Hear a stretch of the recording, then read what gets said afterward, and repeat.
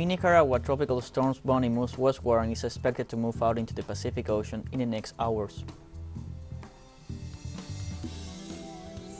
In Italy, the Lombardy region requests a national emergency decree in response to the water crisis. And in the United States, in light of the Supreme Court decision, women could be arrested for traveling to another state to have an abortion.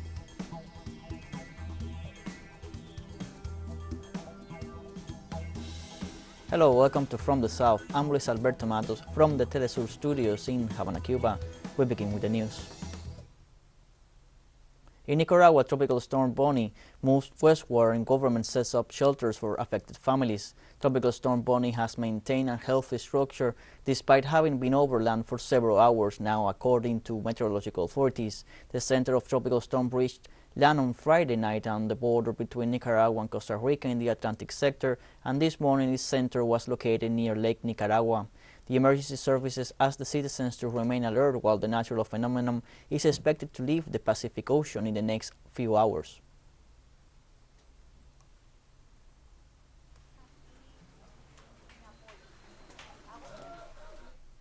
In Costa Rica, the government implements preventive measures in view of the imminent arrival of tropical storm Bonnie to its territory. The National Meteorological Institute estimates that rainfall levels will exceed 70% of the equivalent of a month's rainfall due to the impact of tropical wave number 12 and 13, which preceded Bonnie. In view of this situation, authorities activated the alerts according to the level of risk in each region, for which the preventive evacuation of more than 3,000 people was carried out, as well as the suspension of all educational activities.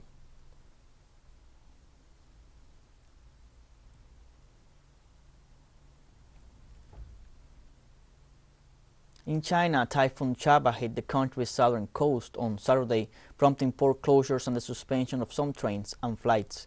Typhoon Chaba made landfall in Maoming City in the Guangdong province at around 3 p.m. local time and brought with it stormy weather, meteorological reports said.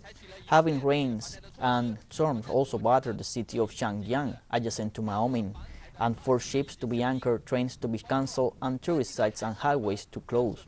Chaba will be moving northwest at an average speed of 15 to 20 kilometers per hour after making landfall and was expected to swirl through Guangxi and Hainan provinces, according to China's Meteorological Administration.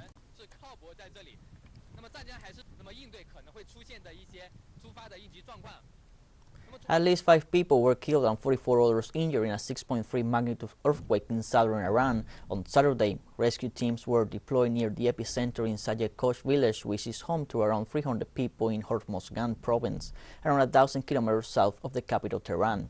Iran lies on a major seismic fault and experiences 1 earthquake a day on average. In 2003, a magnitude 6.6 earthquake flattened the historic city of Bam, killing 26,000 people. A magnitude 7 earthquake that struck western Iran in 2017 killed over 600 people and injured more than 9,000.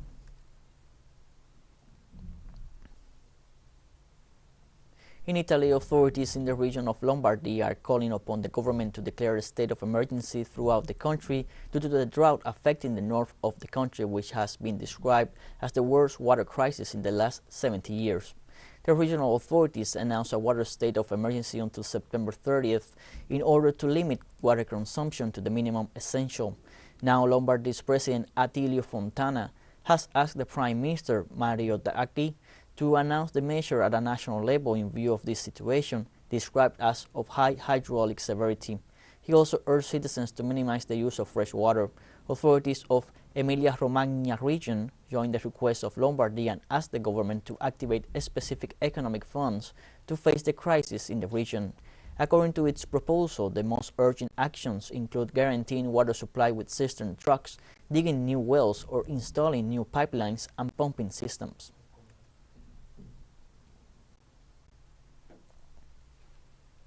Four years after his electoral victory, Mexican President Andrés Manuel López Obrador inaugurated the first phase of the Dos Bocas refinery, a project aimed at the nation's energy independence.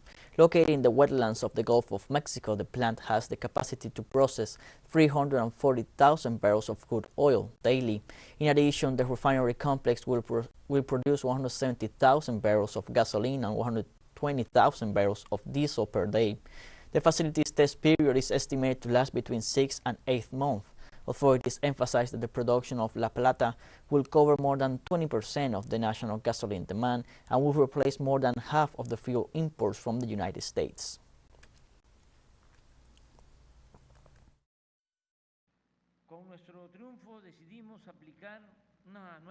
With our triumph, we decided to implement a new energy policy. In relation to oil, the clear objective is to stop exporting crude oil and process the raw material in the country in order to be self-sufficient in gasoline and diesel. This is why, since we came to power, while investing in oil exploration and extraction to hold a constant drop in production as mentioned here, we decided to modernize the 6 existing refineries, which has allowed us to almost double our production capacity. In Switzerland, the Vice President of Social and Territorial Socialism of Venezuela, Mervin Maldonado, declared that the country will continue to demand before international forums the cessation of the sanctions imposed by the United States and the European Union.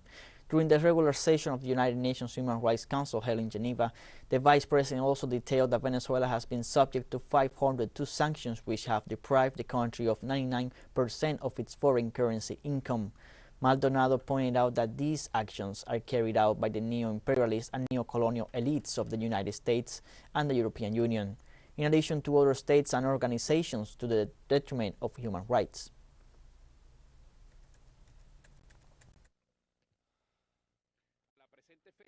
To date, Venezuela has been the target of 502 unilateral coercive measures and other criminal and illegal direct and indirect measures aimed at destroying our economy, destabilizing our democracy, and putting an end to the inclusive social model built by the Bolivarian Revolution of the first century.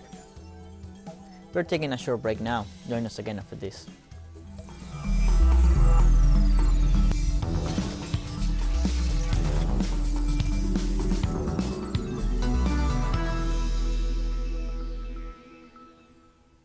Welcome back to From the South. The U.S. government warns that some states may arrest women who cross state lines for having an abortion.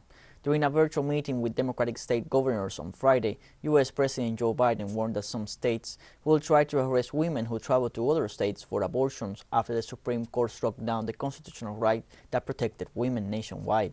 The president assured that although people believe that this will not happen, there are indeed signs showing that this could be the case.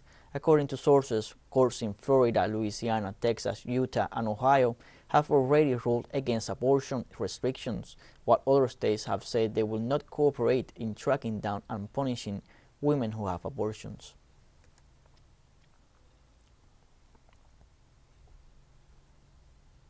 London on Saturday celebrated the 50th anniversary of its first Pride Parade, marking half a century of progress in the fight for equality and tolerance, but with warnings that more still needs to be done. Several hundred people took part in the first march on July 1, 1972, walking from Hyde Park Corner to Trafalgar Square, just 5 years after homosexuality was decriminalized in the UK. 50 years on, more than 600 LGBTQ+ groups were among expected crowds of over 1 million, dancing, singing, and riding floats along a similar route to the original protest in the first Pride Parade since the coronavirus pandemic.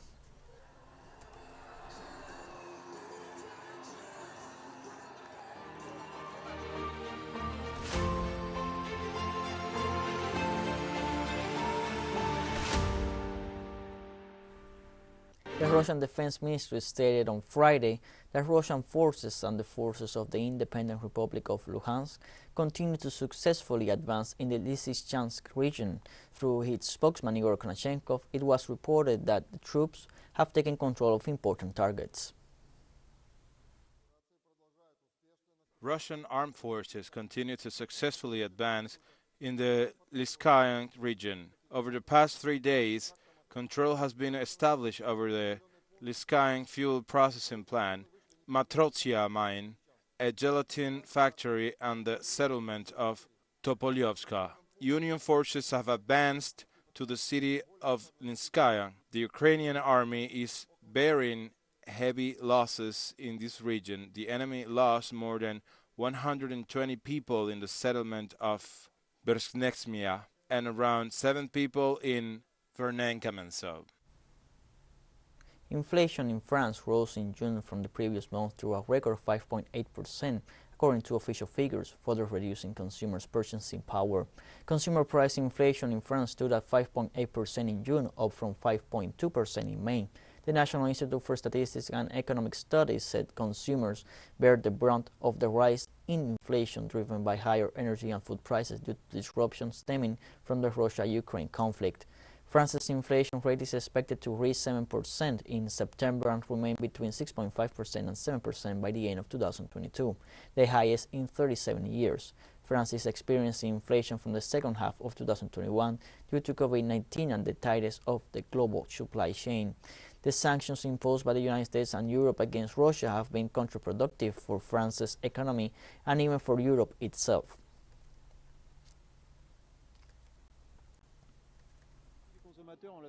We're facing a gas price hike like all the French consumers. It went up 70% to 80%. The prices of fertilizers and materials have skyrocketed about 300% from the last year.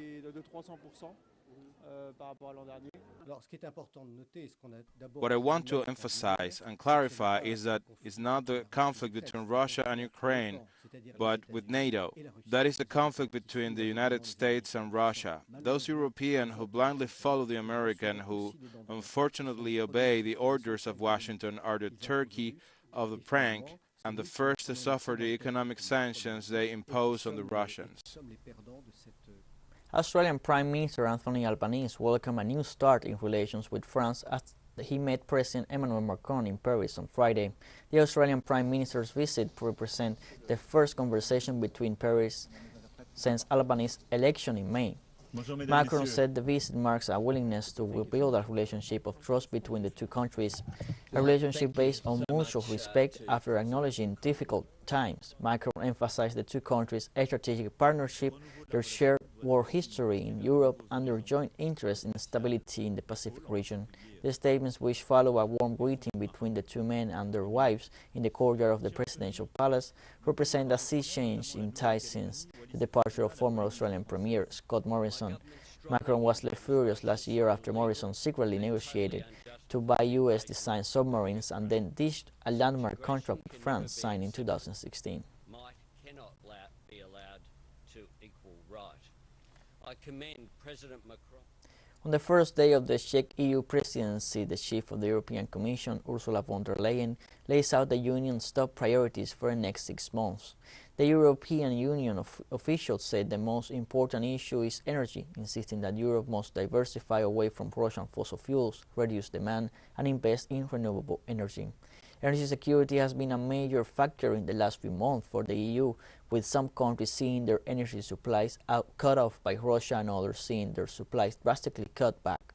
The Czech Republic formally took the reins from France on Friday for the presidency of the EU. The position revolves between countries every 6 months. And if we stick together, Bulgaria's President Rumen Radev appoints the so-far Deputy Prime Minister and Finance Minister Asen Vasilev as Prime Minister and gave him 7 days to form a new government. Radev's decision comes after the previous Prime Minister Kirill Petkov resigned following a no-confidence vote in Parliament. Vasilev, who together with Petkov leads the pro-government We Continue the Change party, has accepted the mandate and has remarked that it is extraordinarily important to create a new government in the face of the crisis with which Bulgaria has to deal with. President Radev, on the other hand, warned that Bulgaria is in the midst of one of its worst political, economic and social crises, to which a diplomatic one was added after the expulsion of 70 Russian officials from alleged espionage.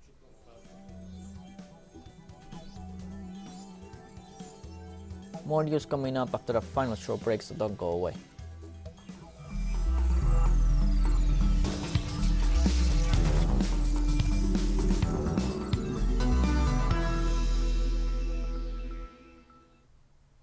Welcome back from the south.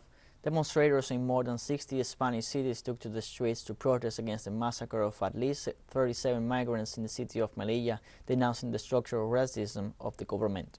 The participants asked for a thorough and independent investigation of the event, as well as the establishment of criminal responsibilities. The mobilization took place after the last attempt to jump the country's border fence with Morocco, where the Moroccan and Spanish security forces caused the death of more than 30 people. The demonstrators demanded answers to the government of Pedro Sanchez, whom they accused of contributing to a racist system in which the countries of the global north benefit from.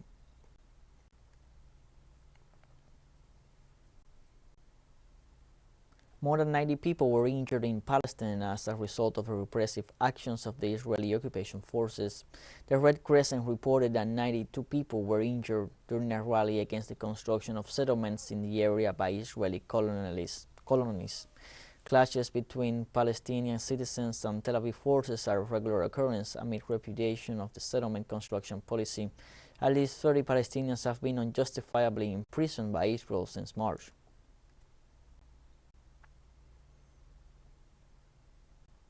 On Friday, a landslide in India leaves around 25 people dead and 38 missing. Army authorities reported the landslide buried a railway construction camp in northeastern India in the state of Manipur. By means of a statement, the army informed that 18 people were found alive. However, 14 reservists and 24 civilians are still missing. Experts warn that this tragedy is due to the rains caused by climate change that generates the increase of these meteorological phenomena all over the world.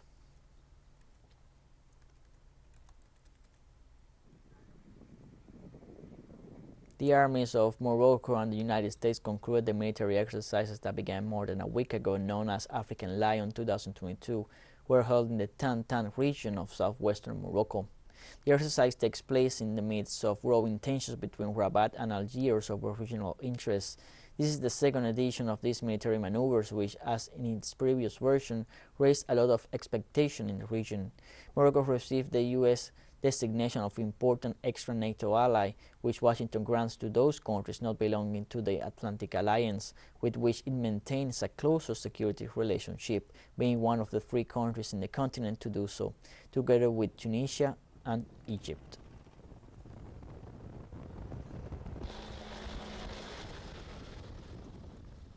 In Sierra Leone, the central bank started a currency conversion in order to boost the economy. The new denomination will have 3 zeros less. The government of the central bank, Keifala Murana Kalo, stated that the existing currency will continue to be legal tender, together with the new denomination for a period of 2 months. The measure will bring fortitude to the Leonese, which before the reconversion was trading at over 13,000 units per dollar, in the middle of the global inflationary trend, led by the price of energy, according to the country's authorities.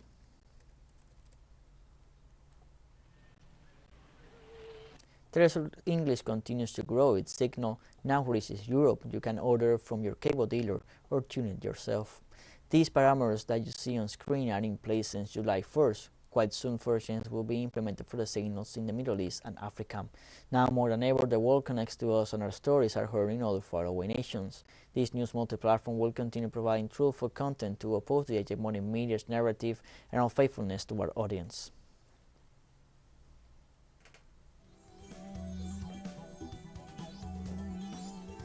We have come to the end of this news brief. Remember, you can find these and many other stories on our website at telesurenglish.net. You can also join us on social media, Facebook, Twitter, Instagram, and Telegram. For TeleSUR English, I'm Luis Alberto Matos. Thank you for watching.